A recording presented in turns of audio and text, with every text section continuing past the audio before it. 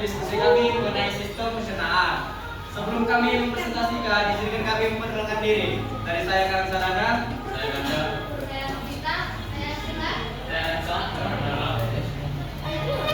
Untuk materi pertama yaitu pengertian sistem pencernaan akan dijelaskan oleh Novita. Yang pertama itu pengertian dari sistem pencernaan. Jadi sistem pencernaan adalah suatu sistem dalam tubuh manusia yang berfungsi untuk menerima, mengolah, mencerna dan menyerap zat gizi dari makanan serta mengeluarkan sisa yang tidak dibutuhkan tubuh. Nah, jadi sistem pencernaan itu merupakan serangkaian jaringan organ yang memiliki fungsi mencerna makanan. Nanti makanan-makanan tersebut akan diproses secara mekanik dan secara kimia. Nah, secara mekanik itu pencernaan yang terjadi di dalam mulut dan kerongkongan yang melibatkan beberapa fungsi dalam mulut yaitu mengunyah dan kerongkongan.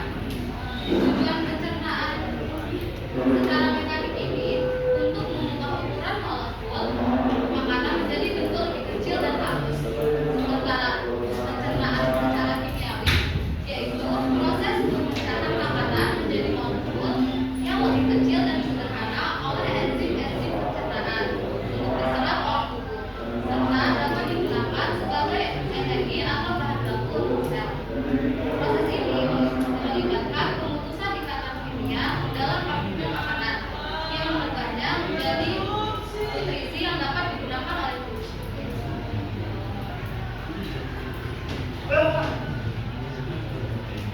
Selanjutnya yaitu zat makanan.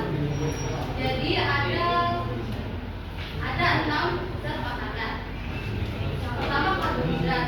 Karbohidrat itu merupakan sumber energi utama tubuh. Contohnya nasi, roti, kentang. Lalu ada protein.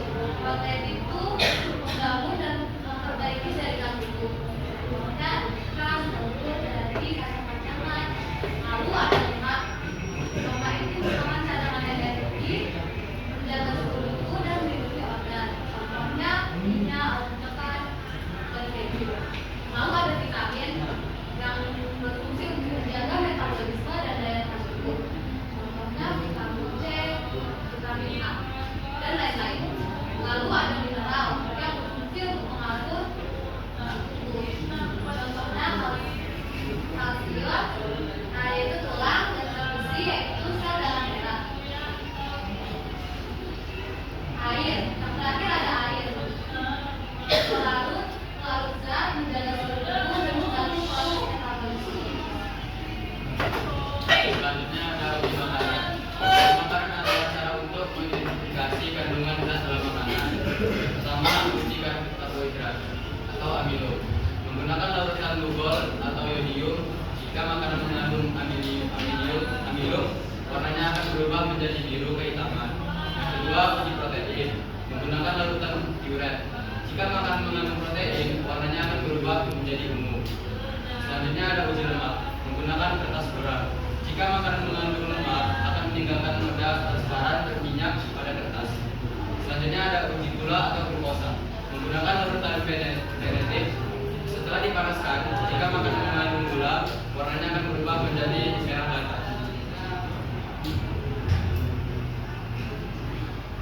Selanjutnya ada menu sehat. Menu sehat adalah pilihan makanan yang seimbang dan bergizi untuk menjaga kesehatan tubuh. Berikut beberapa prinsip menu sehat. Satu, keseimbangan nutrisi. Menu sehat akan mencakup karbohidrat, protein, lemak, vitamin, dan mineral dalam proporsi yang tepat. Dua, pilih makanan alami. Makanan alami seperti sayuran, buah, dan biji-bijian lebih sehat daripada makanan olahan. Tiga, batasi gula dan garam. Konsumsi gula dan garam yang berlebihan dapat menyebabkan masalah kesehatan. Empat, pilih sumber protein yang sehat. Sumber protein seperti ikan, ayam, dan kacang-kacangan lebih sehat daripada daging merah yang berlemak. Lima, minum banyak air. Air putih sangat penting untuk menjaga hidrasi tubuh. Selanjutnya ada gambar dalam pencernaan dan gejala pencernaan. Pertama, merupakan sesuatu pertama kali makanan masuk di mulut, makanan akan dirasakan oleh lidah dan dihancurkan oleh gizi. Kedua, ada kerongkongan. Kerongkongan mencoba membawa makanan dari mulut menuju lambung melalui gerakan awal di mulut peristaltik.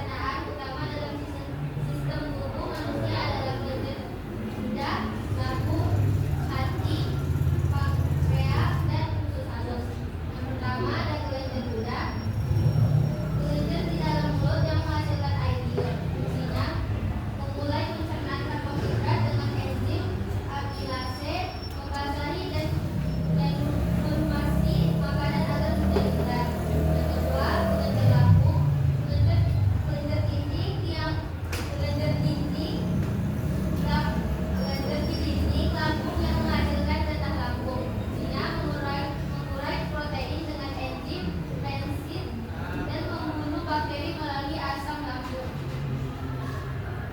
Yang ketiga, kelenjar hati. Organ terbesar di perut yang menghasilkan cairan empedu. Fungsinya memproduksi cairan yang teduh untuk memenuhi lemak, memecahnya menjadi partikel kecil agar lebih mudah dicerna. Yang keempat, kelenjar pankreas.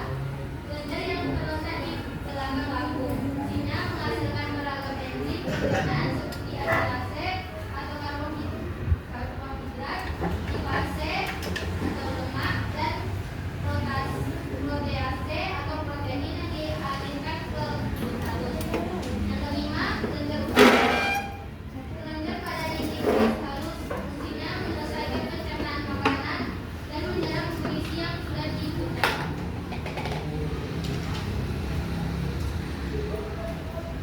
Ada penyakit atau gangguan pada sistem pencernaan.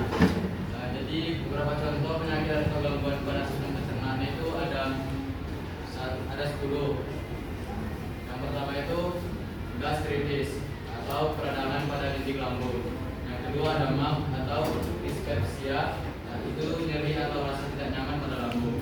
Yang ketiga diare. Diare itu buang air besar, encer dan sering, biasanya karena infeksi bakteri atau virus.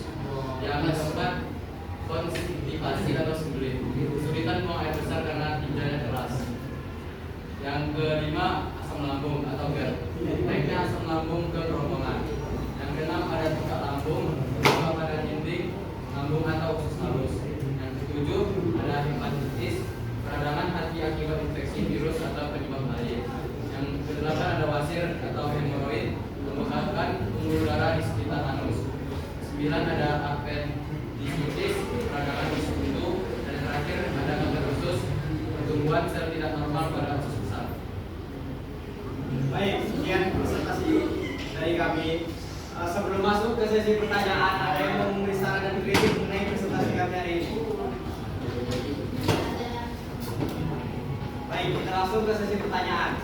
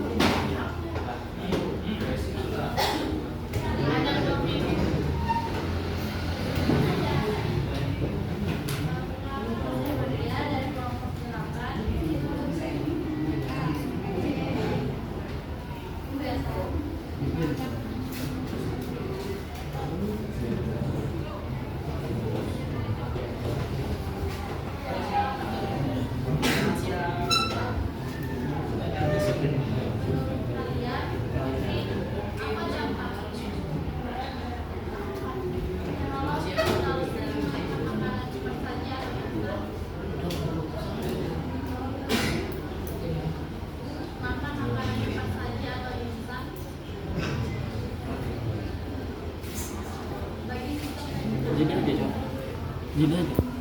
Gini aja. Oke, di sini saya akan menjawab pertanyaan dari Nadia. Menurut kalian, dampak kalau kita sering makan makanan cepat saji atau instan bagi sistem pencernaan? Yaitu dampaknya, dampak jangka pendek yang pertama tinggi garam atau natrium, yang kedua kurang gizi seimbang, yang ketiga gangguan pencernaan. Dampak jangka pendek dan dampak jangka panjangnya, yang pertama tekanan darah tinggi atau penyakit, yang kedua obesitas, yang ketiga resiko diabetes, yang keempat gangguan ginjal, yang kelima menurunkan kesehatan otak.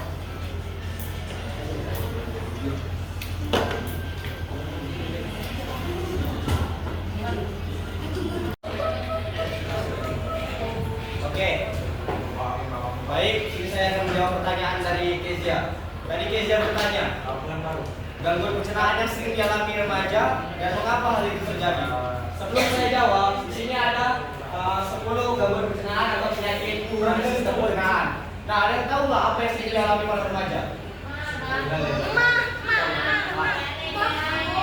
Lambung.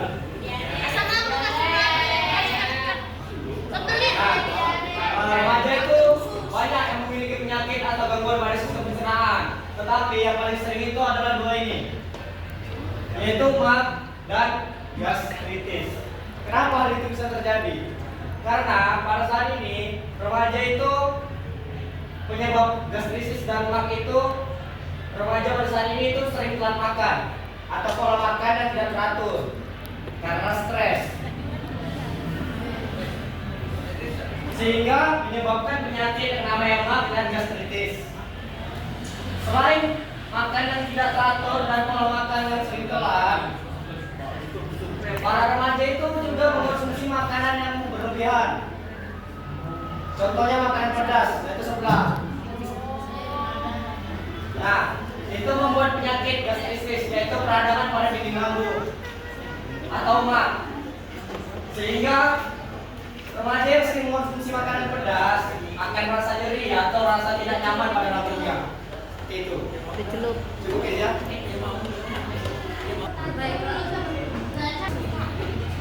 Baiklah, saya akan menjawab pertanyaan dari Pak Pertanyaan. Bagaimana cara mencegah penyakit pada sistem pencernaan, misalnya mak dan diare? Nah, yang pertama itu cara mencegah penyakit mak. Yang pertama, makan dengan teratur. Yang kedua, hindari makan makanan yang terlalu pedas, asam, berlemak, kopi, soda, dan alkohol yang berlebih. Lalu pilih makanan yang sehat seperti sayur, buah, intinya makanan yang rendah lemak. Lalu kelola stres, karena stres bisa meningkatkan asam lambung. Dan terakhir, tidak merokok, karena rokok bisa memperparah iritasi pada lambung. Lalu yang kedua, cara mencegah diare. Yang pertama, jaga kebersihan makanan dan minuman. Pastikan makanan matang sempurna dan minuman bersih. Yang kedua, cuci tangan. Yang ketiga, hindari makan makanan yang berlemak. Yang keempat, hati-hati dengan susu atau produk laktosa. Lalu yang terakhir, vaksinasi. Vaksin. Kita harus vaksin. Gimana Zalpan? Zalpan.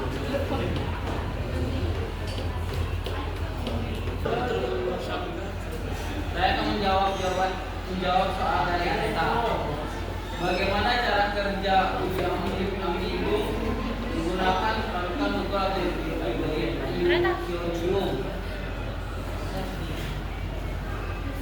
Cara kerja uji amilum adalah terbentuknya kompleks antara ionium dan struktur spiral amilosa hingga munculnya warna biru 2K sebagai tanda adanya pati. Areta?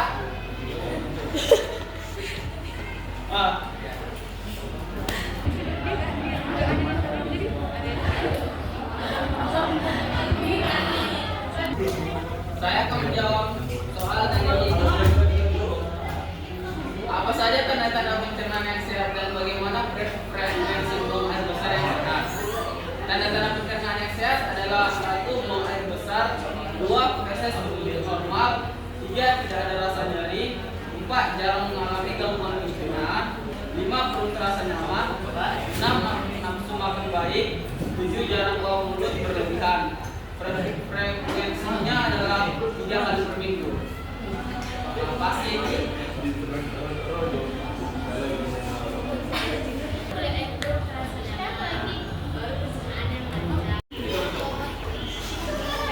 Saya akan menjawab pertanyaan dari KWD kelompok 4.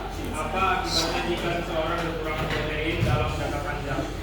Yang pertama, dapat terjadi gangguan pertumbuhan yang biasa terjadi pada anak dan remaja, yaitu tubuh menjadi lebih pendek atas stunting, kurus, dan perkembangan fisik terhambat. Yang kedua, otot melemah dan masalah otot yang dapat terjadi karena tubuh akan mengambil protein dari otot dan energi dan menyebabkan otot mengecil atau atrofi. Yang ketiga, itu mudah lelah dan lemah terjadi karena tubuh kekurangan zat pembangun energi dan energi.